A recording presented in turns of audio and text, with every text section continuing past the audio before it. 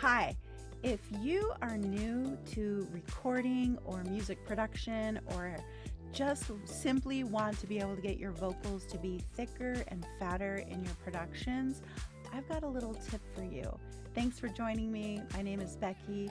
This is the Empowered Indie Artist YouTube channel and podcast.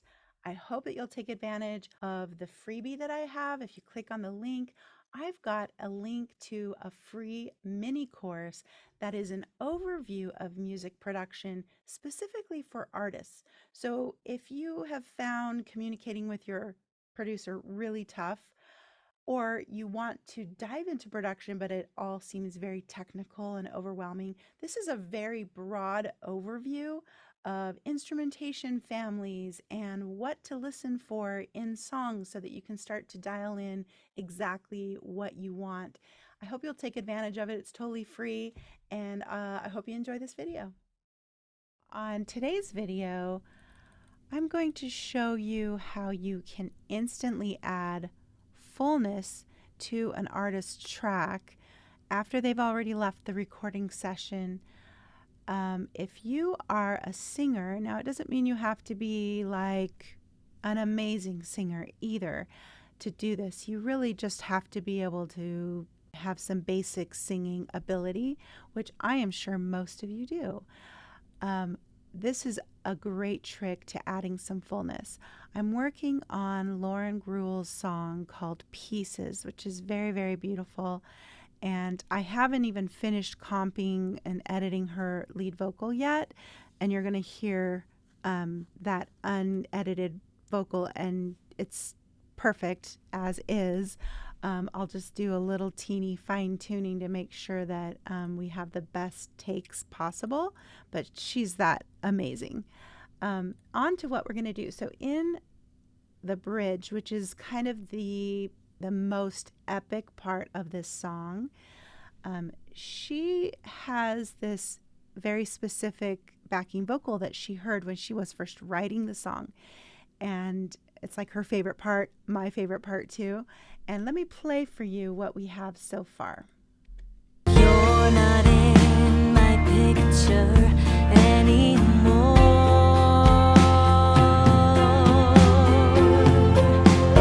I questioned every part of me.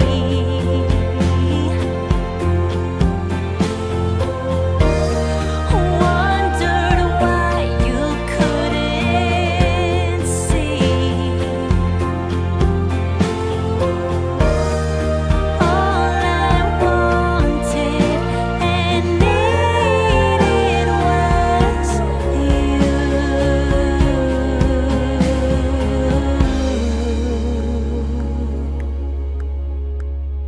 Very, very beautiful, but it's a very specific melody. And I put the strings actually playing that same melody as well, just to really bring it out because it's so beautiful.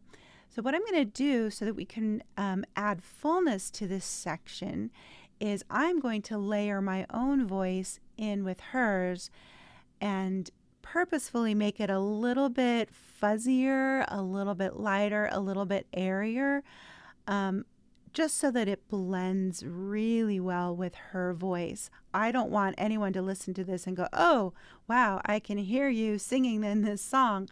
I don't want anyone to notice that. I just want to add some fullness. And this is just a trick I use all the time in the productions that I do. It's one of the reasons why I'm grateful that I'm a singer and that I can add that little magic touch to the productions that I work on. So what I'm doing is turning the lead vocal way down because we don't really need to hear the lead vocal, but I do want to hear those backing vocals pretty strongly. So I'm going to turn them up, her lead vocal down, and what I've got up here is I did, let's see, how many did we? I think we did 4 of the high part.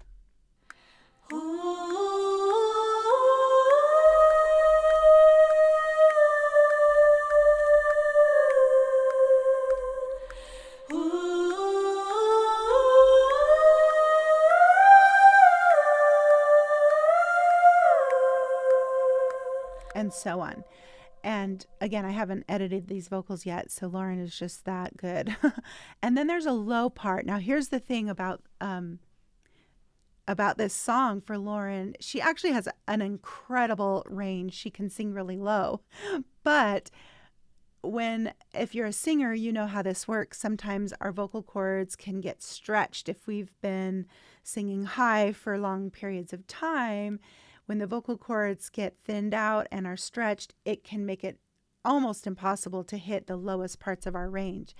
And we created this, came up with this low harmony part in the backing vocals after she had already done all this high stuff. And so it was quite hard for her to hit the low notes.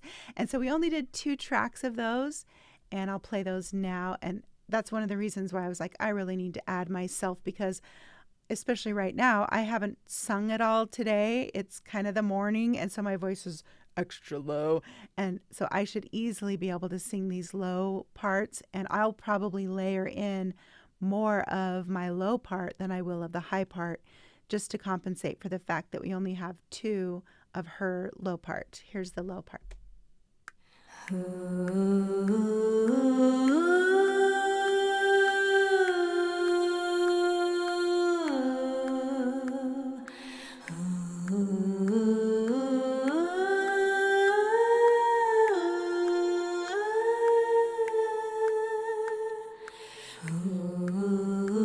So you can hear it's a little bit of a struggle for her. And I'm telling you, it's not because she can't hit those notes. She really has very low notes as well as high notes. It's just because this was at the end of the session.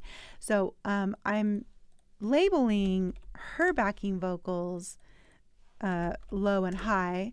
And just as kind of a mixing point or tip, I oftentimes will have the higher backing vocals turned down compared to the lower, because when you add all the other instrumentation in, you will start to notice that the higher parts are definitely going to be sticking out more easily than the lower parts. So I have already kind of gotten used to having to do that, where the low harmony parts need to be higher. The tracks themselves need to be higher, and then the higher parts usually need to be a little bit lower. So I've already done that, and what I'm going to do to make it really nice and easy for me to add is I'm going to just clone her tracks as they are, not the events, just the tracks themselves. I do need to change the input because I'm using a different microphone. And I'm going to change the color so that I know these are me. And what the heck, we'll do red. And I'm only going to do, I'm probably going to do, maybe I'll do the 4 high, but I'm also going to do 4 low. We'll see. I might only do 2 high. I'll give myself permission to change my mind. Okay. So the first thing I'm going to do is just track the high part, and I'm going to listen through just to remind myself how it goes, and I'm going to mute the lows just so I don't have that distraction.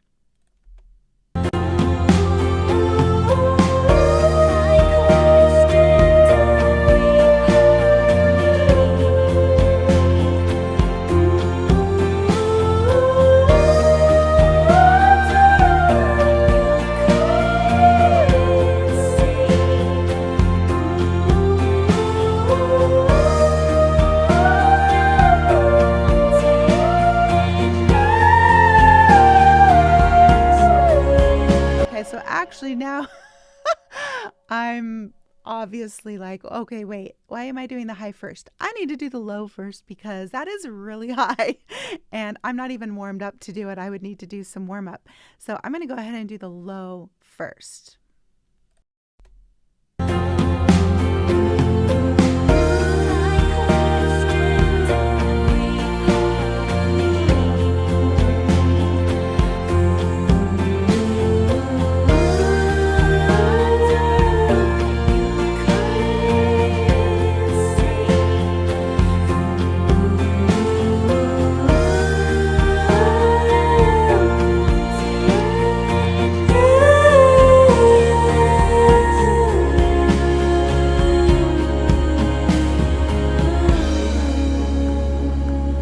need to break it up just so that I don't know if I can remember all of it the whole way, but that's no problem. So let's do the first part.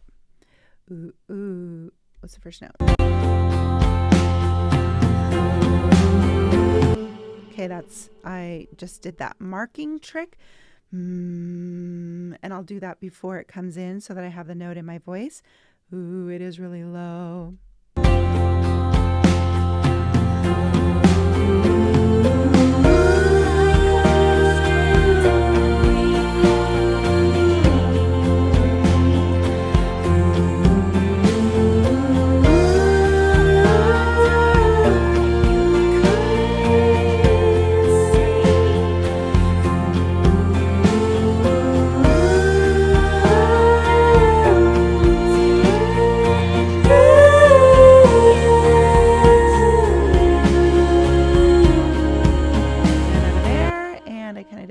So I'm going to just grab that last part and I'll start maybe just a couple of measures before it.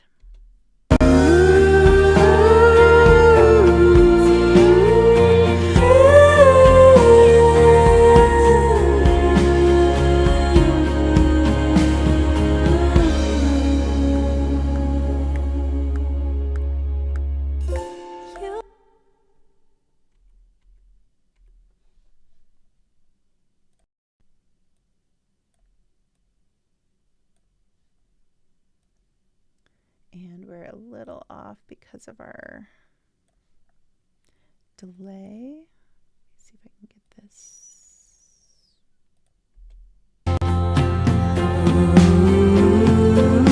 Just slightly off, so I'm going to slide it.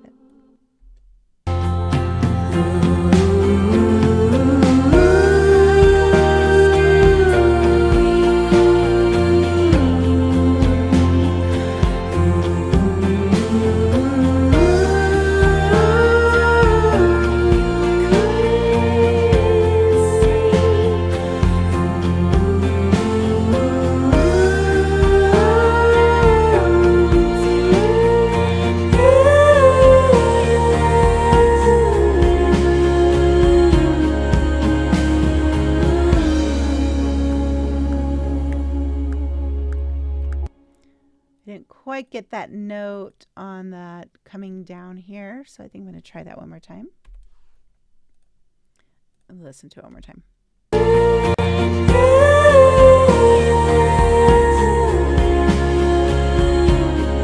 just need to go down a little lower. Yeah.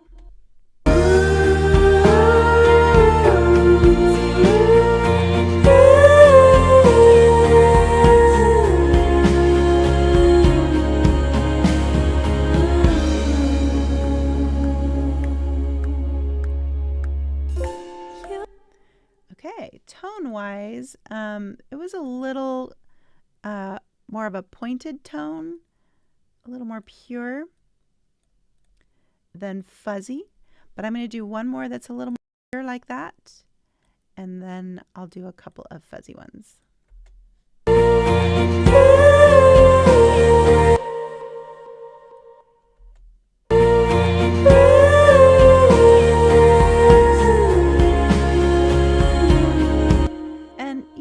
I'm really making sure that I'm lining up with her slides and everything like that. All of that stuff, all of that detail is really, really important in creating these backing vocals that are meant to be part of the texture.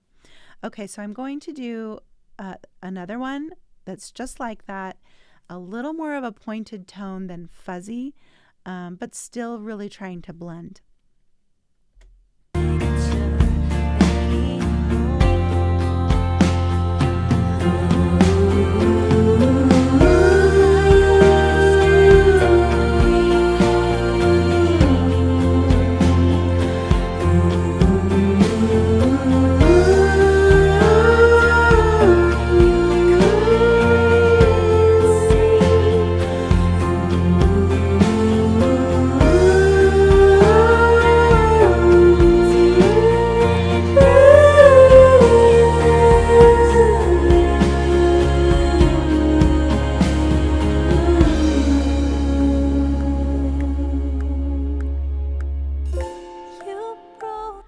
kind of ran out of air on the third phrase. I did on the fourth as well, but I'm going to just take that breath out when I'm doing the editing in Melodyne. It's so easy to do. But on the third phrase, I was running out of air and it was affecting my tone. So I need to redo that.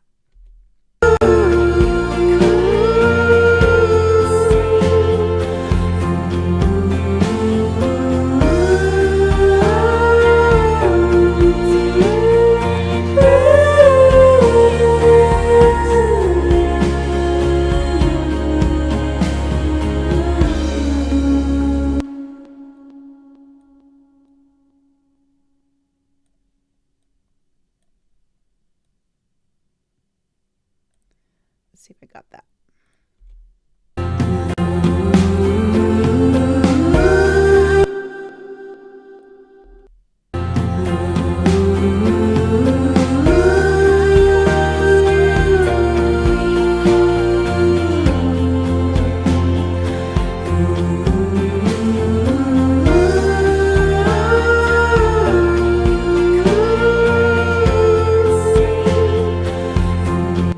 I think it was that second one that got gross. Ooh, you kind of hear my voice crack. So I'm going to replace that second phrase. And you can see how this is just so easy to do. If you mess up one phrase, you just can punch yourself in. I don't even worry about setting punch-in points. Oftentimes, if I'm sitting here recording and I have this set up with the microphone, I can just hit R and it will start recording. If I was recording at a microphone away from me, then I would have to set up the punch-in. But that should explain to you why I have this set up when I'm adding backing vocals to people's tracks on a regular basis, or I do guide vocals a lot. This makes it very, very easy and saves me tons of time. Okay, so I'm going to start at the beginning of that, and I'll just grab that second phrase with a new breath.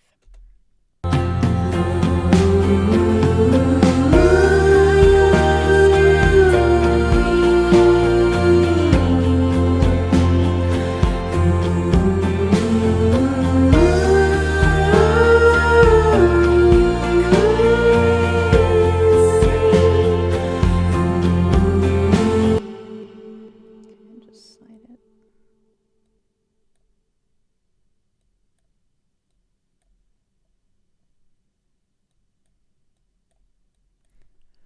Okay.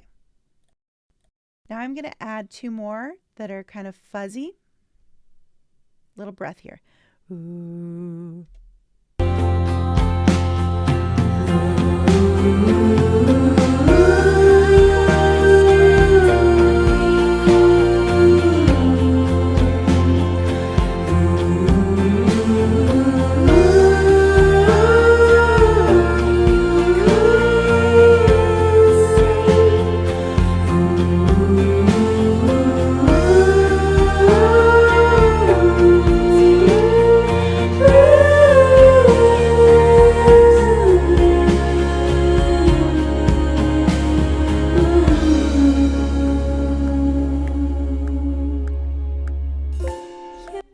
Again, have to of edits with my breaths there, but not a big deal.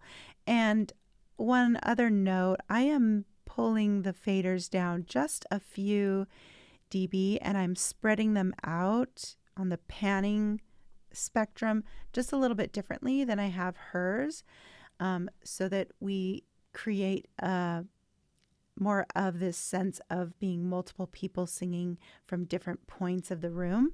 That will add to your fullness as well. Okay, one more fuzzy low one.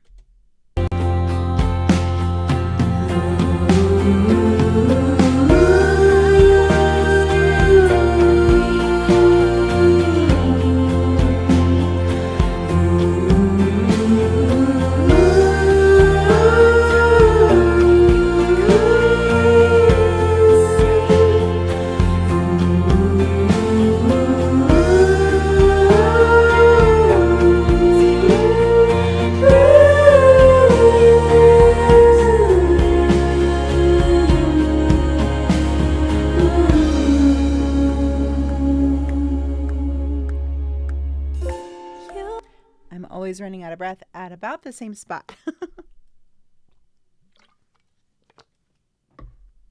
But if you don't want to worry about trying to take out the breaths with Melodyne, you can easily grab just those last phrases, just like I showed you on the other ones.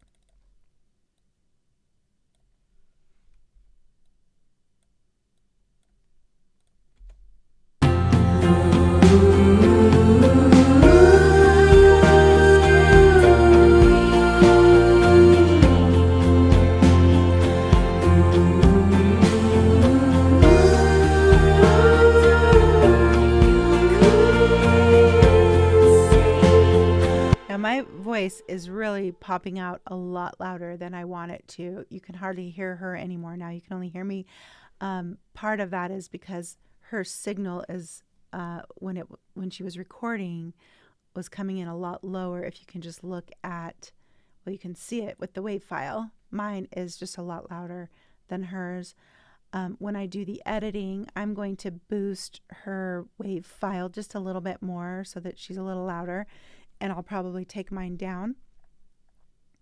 But I can also just turn my vocal down a little bit. I think that will help. Okay, so now let's add those highs. And I'll just mute all the lows. Oops. Listening to the high part and just learning it here.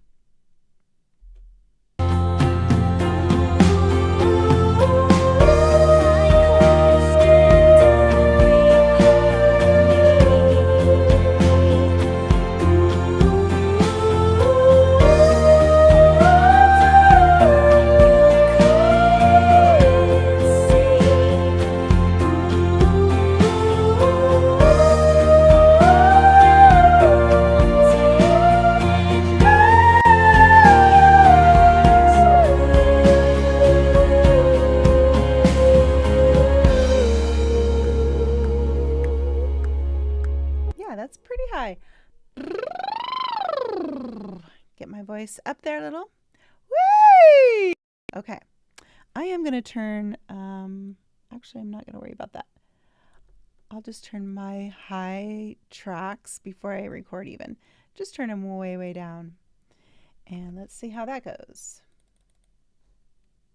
Here we go.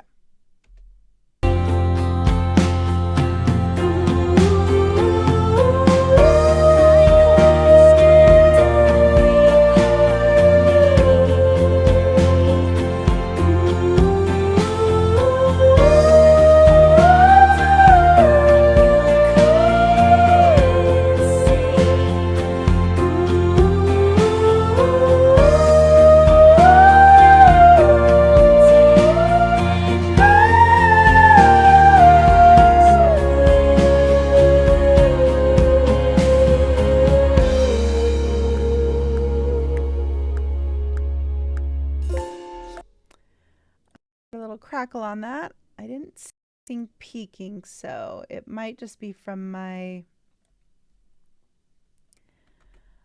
screen capture, I'm hoping. But I am going to back up a little, which I normally wouldn't do, but because I'm talking to you through the same microphone I'm singing through, I don't want to adjust the gain so that the video is affected. So I'm just going to back up a little bit.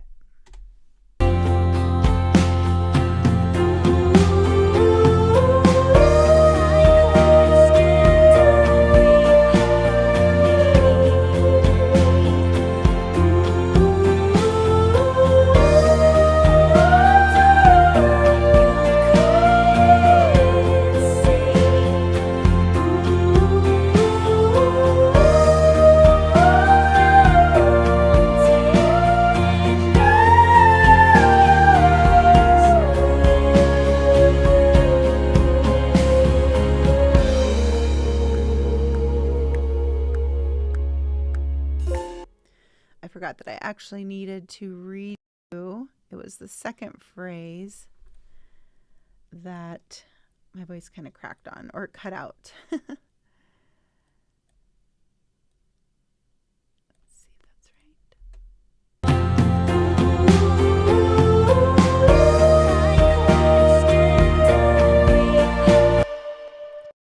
jump in on the second phrase here on my first take.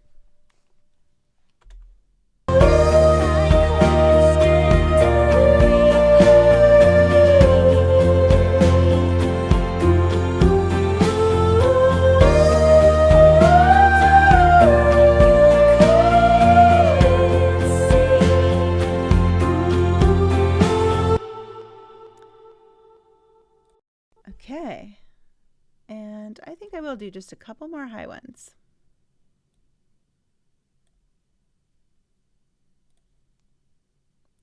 Really as airy as I can get them. And they're pretty turned down.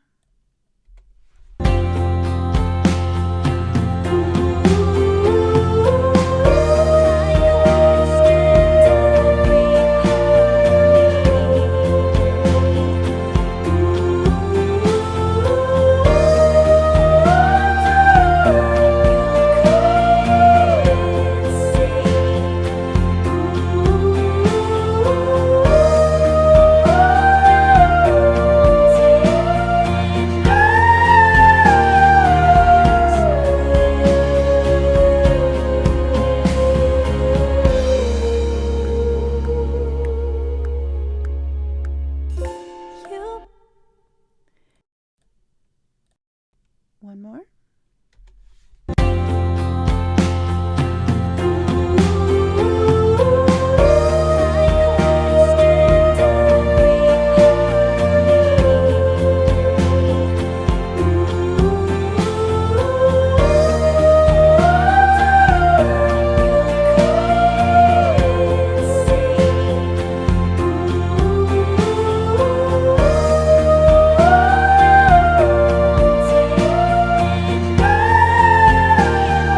Gotta grab that one.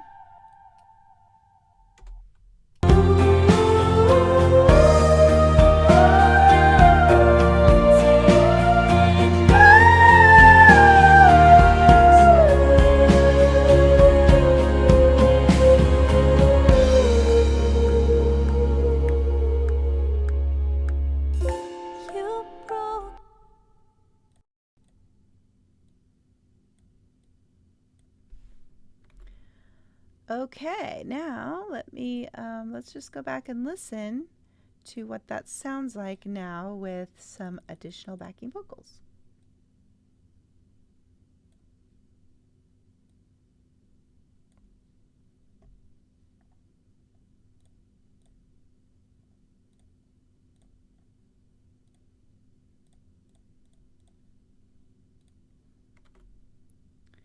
We still haven't edited them yet, but and done the mixing and that sort of thing, just a quick mix.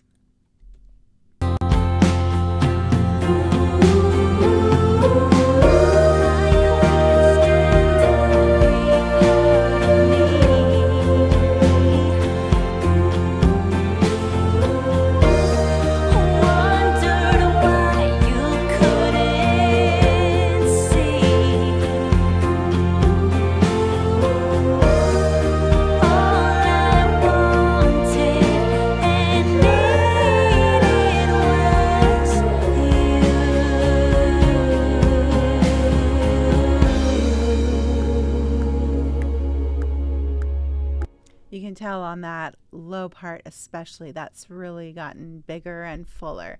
And of course in our mixing process, we'll be able to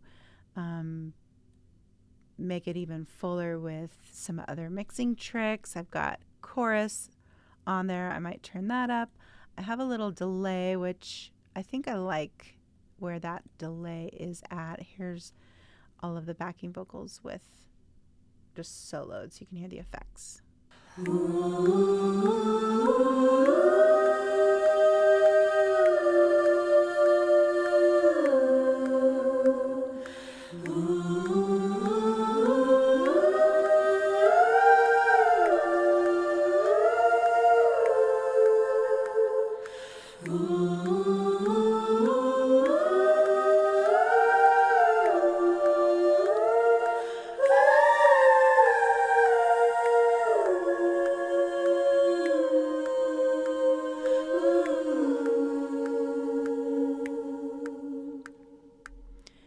then the editing process is where I'll clean up some of those things where the entrances aren't quite tight enough, and maybe there's a little pitch variation here and there. Lauren is, like I said, a really great singer, and I'm really pretty pitch conscientious, so the pitch is pretty darn good. It's not like it needs to be tuned, but I will carefully make sure everything is aligned, and if there's any little fluctuation in pitch, I probably will fix it, because guess what? That's what we do with modern production. Everything has to be pretty much perfect. If you want to sound like you are just as legitimate as the artists that are releasing music through major labels, that's the little kind of stuff that you do to level up your sounds and your productions. I really hope that was helpful, and I'll see you again soon.